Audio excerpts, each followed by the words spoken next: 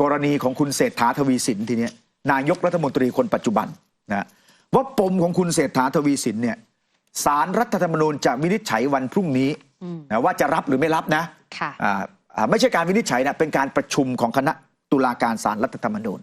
วันนี้มีความเห็นของท่านอดีตตุลาการศาลรัฐธรรมนูญ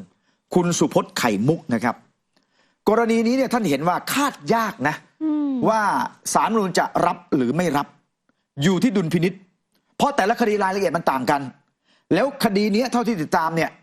มันมีความซับซ้อนอาจต้องไต่สวนก่อนด้วยซ้ำนะอันนี้มุมของท่านสุพจน์ไข่มุกนะ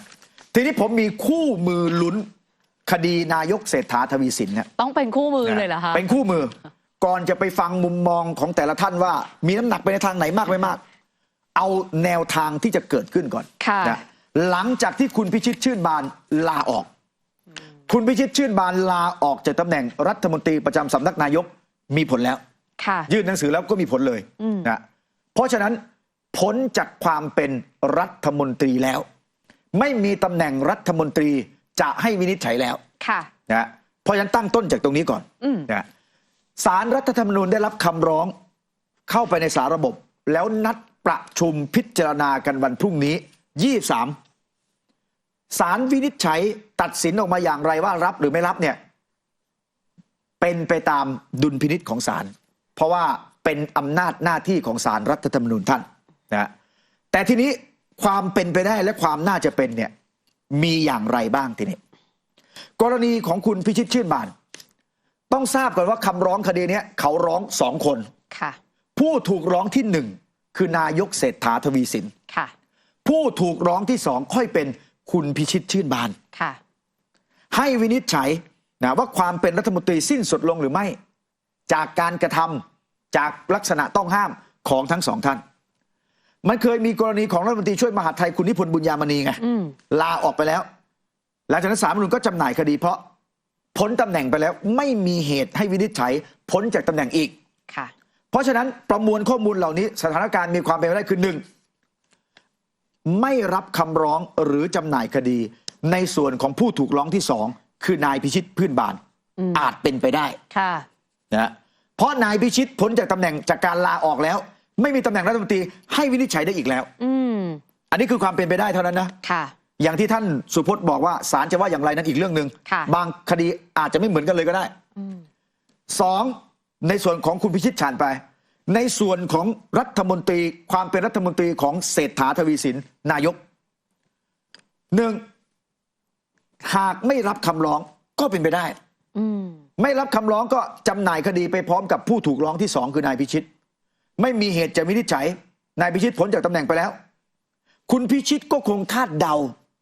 คาดหมายคาดหวังแบบนี้แหละแบบให้มันจบไปเลยก็เลยลาออกไงก็เลยลาออกเพราะในหนังสือลาออกถึงบอกว่าทำเพื่อให้นายกได้ทำบริหารต่อไปโดยไร้กังวลคุณพิชิตก็คงคาดหมายอันนี้แหละแต่จะสมดังใจหมายหรือไม่นะหรือถ้าไม่ใช่เพราะว่าคุณพิชิตพ้นไปแล้วถ้าศาลไม่รับเนี่ยก็อาจจะบอกว่าเรื่องผิดประมวลจริยธรรมหรือไม่เนี่ยของนายกเศรษฐาเนี่ยต้องไปร้องปปช.วินิจฉัยแล้วส่งศาลฎีกาเหมือนกรณีปารีนาช่อพนิกาก็เป็นไปได้แต่ว่าไม่ใช่มาร้องศาลรัฐธรรมนูญไปร้องปปช.สิอันนี้ในมุมว่าถ้าเกิดไม่รับคำร้องนะนี่ถ้าไม่รับก็จบนะเข้าสู่ภาวะปกตินายกเศรษฐาก็บินกลับมาทำงานปกติแต่ด้านที่2ทีนี้การรับคำร้องถ้าหากว่ารับคำร้องผู้ถูกร้องที่1คือนายกเศรษฐาไว้พิจารณาศาลท่านอาจจะเห็นว่าเป็นการร้องอย่างถูกต้องตามช่องทางที่รัฐธรรมนูญกำหนดไว้คือสว.เข้าชื่อตามหลักเกณฑ์นะแล้วก็ยื่นประธานวุฒิส่งศาลรัฐธรรมนูญวินิจฉัยแสดงว่ารัฐธรรมนูญมีเจตนารมณ์ให้ศาลรัฐธรรมนูญพิจารณาวินิจฉัยเรื่องนี้ได้เพราะการวินิจฉัยของศาลรัฐธรรมนูญวินิจฉัยเฉพาะสถานะความเป็นรัฐมนตรีไม่มีการลงโทษอื่นเพิกถอนสิทธิ์เลือกตั้งนะเพิกถอนสิทธิ์ในการดำรงตำแหน่งทางการเมืองเหมือนศาลฎีกาถ้าเป็นปปช.ยื่นฟ้องศาลฎีกาเนี่ยอันนั้นลงโทษได้แต่อันนี้คือวินิจฉัยว่าพ้นหรือไม่พ้นยังเป็นหรือยังไม่เป็นรัฐมนตรีมันต่างจากช่องทางที่ปปช.ไต่สวนแล้วส่งศาลฎีกาลงโทษอันนั้นเนี่ยถึงขั้นเพิกถอนสิทธิ์เลือกตั้ง หรือตัดสิทธิทางการเมืองตลอดไป เป็นคนละช่องทางกระบวนการ อันนี้ก็เป็นไปได้ครับก็เลยรับนะแล้วประการสำคัญเลยก็คือถ้ารับนะเพราะเห็นว่าการกระทำของนายกเศรษฐาตามคำร้องเกิดขึ้นสำเร็จแล้วแล้วไม่ได้จบไปเหมือนที่คุณพิชิตลาออกเพราะอะไรกรณีที่คุณเศรษฐาเอาคุณพิชิตมาเป็นรัฐมนตรีเนี่ยอาศัยความเป็นนายกเลือกเอาคุณพิชิตมาเป็นรัฐมนตรีกระทำสำเร็จแล้วแล้วนายพิชิตได้เป็นรัฐมนตรีแล้วเมื่อลาออกไปแล้วก็เป็นเรื่องของนายพิชิตแต่ผู้รับสนองพระบรมราชโองการก็คือนายกเศรษฐานั่นแหละที่รับสนองว่านายพิชิตได้เป็นรัฐมนตรีแล้วก็เท่ากับว่านายกเศรษฐาอาศัยความเป็นนายกนำนายพิชิตซึ่งมีลักษณะต้องห้ามตั้งแต่ต้นเข้ามาเป็นรัฐมนตรีที่เขาร้องว่าไม่มีความซื่อสัตย์สุจริตเป็นที่ประจักษ์นายกเศรษฐาจึงกระทำสำเร็จแล้วตามคำร้องและยังมีเหตุให้วินิจฉัยว่าการกระทำของคุณเศรษฐาฝ่าฝืนประมวลจริยธรรมร้ายแรงหรือไม่เข้าข่ายความเป็นรัฐมนตรีสิ้นสุดลงหรือไม่และการจะวินิจฉัยการกระทำของนายกเศรษฐาเนี่ยยังจำเป็นต้องวินิจฉัยคุณสมบัติและลักษณะต้องห้ามของคุณพิชิตด้วยแต่ไม่ใช่วินิจฉัยเพื่อให้คุณพิชิตพ้นตำแหน่ง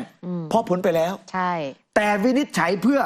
จะได้ทราบว่าคุณเศรษฐาทำถูกหรือทำผิดที่เอาคุณพิชิตมาดำรงตำแหน่งอันนี้ต่างกันนะแบบนี้ศาลจำหน่ายคดีในส่วนของคุณพิชิตแต่ยังไต่สวนคุณเศรษฐาได้ของคุณพิชิตก็อาจจะเป็นพยานอาจจะเรียกมาไต่สวนว่าคุณมีลักษณะต้องห้ามอะไรยังไงหรือเปล่าประกอบไงใช่ไหมอันนี้คือแนวทางที่เป็นไปได้แล้วถ้าศาลรับทีนี้มีโอกาสสูงมากที่จะสั่งนายกเศรษฐาหยุดปฏิบัติหน้าที่จนกว่าจะมีคำวินิจฉัยชี้ขาด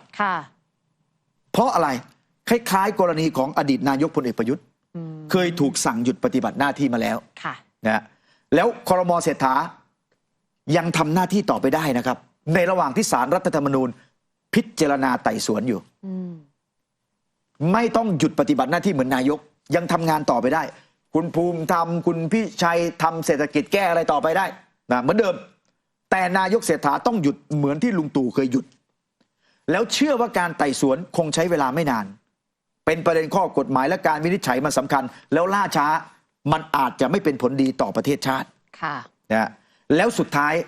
วันที่ศาลวินิจฉัยชี้ขาดถ้าชี้ว่าไม่ผิดก็ยกคำร้องก็จบทำงานต่อไปคุณเศรษฐาก็ทำหน้าที่นายกต่อไปแต่ถ้าชี้ว่านายเศรษฐาเข้าลักษณะต้องห้ามความเป็นรัฐมนตรีสิ้นสุดลงหรือกระทำผิดจริยธรรมร้ายแรงความเป็นรัฐมนตรีสิ้นสุดลงนายกก็สิ้นสุดลงครม.ก็ต้องพ้นจากตำแหน่งทั้งคณะตามไปด้วยครม.ไปด้วยเลยแล้วอย่างนั้นทำยังไงก็เลือกนายกคนใหม่ไง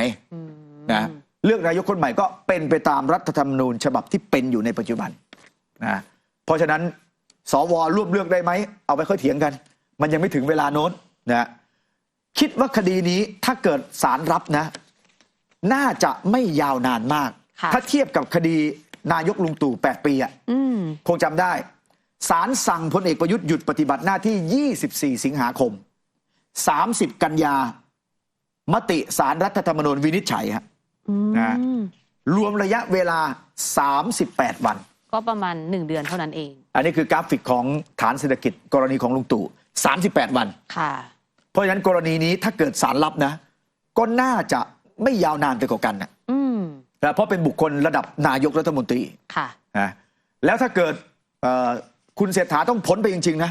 ต้องเลือกนายกกันใหม่ก็เนี่ยตัวเลือกในสภาคุณพิธานี่ยังได้ไหมอยู่ในบัญชีคุณพิธาก็ได้ยังได้คุณพิธาไม่ได้มีผิดอะไรนี่ใช่ไหมเห็นก่อนอันนี้บอกว่าแบบเสนอซ้ำไม่ได้มันไม่มีรัฐธรรมนูญห้ามนี่นะก็ต้องดูกันว่ารัฐบาลปัจจุบันเนี่ยถ้าจับมือกันอยู่เนี่ยก็คนในพรรคร่วมรัฐบาลปัจจุบันเนี่ยจะเอาใครมาอุ้งอิงพร้อมหรือยังนะหรือเพื่อไทยได้คิวแล้วไปพรรคร่วมพรรคอื่นนะภูมิใจไทยรวมไทยสร้างชาติพลังประชารัฐนะส่วนลุงตู่อยู่ในบัญชีชื่อเนี่ยตอนนี้ท่านเป็นองคมนตรีแล้วนะท่านเป็นไม่ได้แล้วเว้นแต่จะลาออกจากการเป็นองคมนตรีนะเพราะฉะนั้นนี่คือการเมืองที่ต้องจับตาแต่ทีนี้มันมีโอกาสความเป็นไปได้มากน้อยเท่าไหร่ทีนี้จะออกทางไหนนะตามเซนาริโอตามความเป็นไปได้ที่วิเคราะห์เมื่อสักครู่นี้วันนี้ความเห็นนะคุณดิเลกฤทธิ์เจนครองธรรมสวนะ วันนี้เนี่ยมีประเด็นก็คือลาออกจากกรรมาธิการ ค่ะ ก็เป็นความขัดแย้งในสวกันเอง ลาออกจากกรรมาธิการนะท่านบอกว่าไม่สะดวกใจที่จะปฏิบัติหน้าที่ แล้ววันนี้มีเพิ่มเติมอีกคนนึงคือท่านเจเด็ดอินสว่างนะ อันนี้ก็ลาออกจาก นี่ กร เป็น ร ห มา นัง ธิ สือ การการ ล่า เมื สุ อ ด ง นะฮะ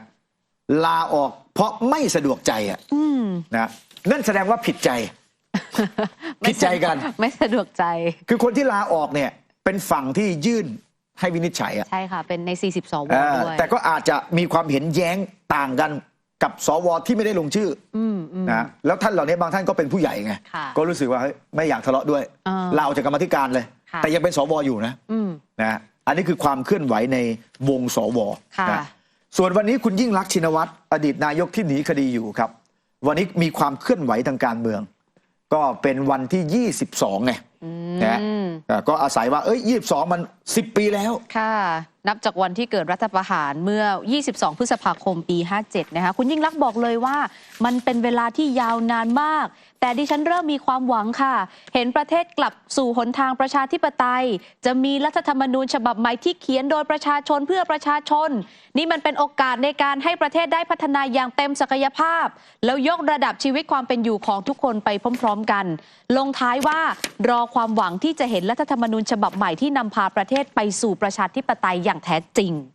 อันนี้การตลาดไหมจากคุณยิ่งลักษณ์ คุณยิ่งลักษณ์ก็อาศัยจังหวะไง ค่ะ ก็การตลาดนิดหน่อย ก็อาศัยจังหวะไง การตลาดการเมืองนะ แต่หลังรัฐประหารมีอะไรเกิดขึ้นบ้าง เขาแก้ปัญหาอะไรที่เกิดขึ้นในสมัยคุณยิ่งลักษณ์บ้าง ประเทศเปลี่ยนไปเยอะนะคะ อันนี้ก็ต้องตั้งคำถามกลับไป ค่ะ ว่าทำไมถึงมีรัฐประหารล่ะ บ้านเมืองตอนนั้นเรียบร้อยเศรษฐกิจสดใสประชาชนมีความสุขไม่มีม็อบบนถนนเลยนะไม่มีการทุจริตคอร์รัปชันอะไรเลยนะชาวนาเอาข้าวไปจำนำแล้วได้เงินหมดเลย ใช่เหรอ มันไม่ใช่เลยค่ะ มันตรงข้ามหมดเลยไงเรื่องของเรื่อง กับ อะ ตลปัดหมดเลย นะเพราะฉะนั้นการอาศัยเวลาผ่านไป10 ปี แล้วออกมาเคลื่อนไหว เพราะตัวเองอย่างกลับบ้านเนี่ยอันนี้ก็ต้องแฟร์กับบ้านเมืองในช่วง10 ปีที่ผ่านมาเหมือนกันนะ ค่ะ มาร่วมสนับสนุนท็อปนิวส์นำเสนอความจริงได้แล้ววันนี้ เพียงกดปุ่ม Super Thanks แล้วเลือกจำนวนเงินตามที่ต้องการได้เลยครับ ขอบคุณครับ